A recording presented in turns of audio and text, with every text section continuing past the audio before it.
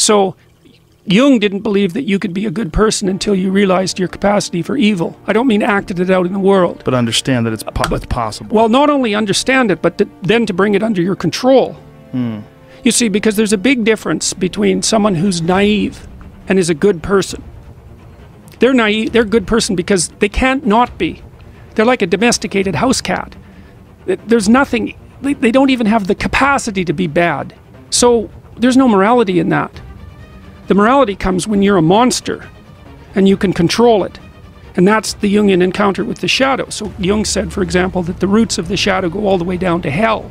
And what he meant by that is that, well, you can think about it literally, you can think about it metaphorically. We'll just think about it metaphorically. It's like, if you start to understand who you are, then you understand the Nazis. And who wants to understand the Nazis? You know, I can understand sex criminals. I can understand them. Right. I can understand Nazis. And the reason for that is because I can see that as an aspect of myself. Truly. But one of the things that's so interesting, and it's terrifying to realize that, which is why it's terrifying to realize the shadow, which is why people don't do it. It's no wonder they don't do it. You know, it's a horrible thing to realize that you're human and what being human means.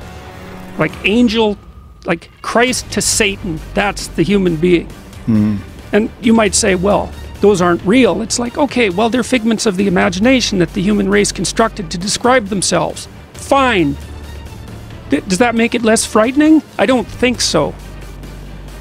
So, and it doesn't make it any less frightening if you take those two extremes seriously. And you might say, well, who's going to take the Christ extreme seriously? It's no problem, man. Dispense with it. You try getting rid of the other side. See how you do with that.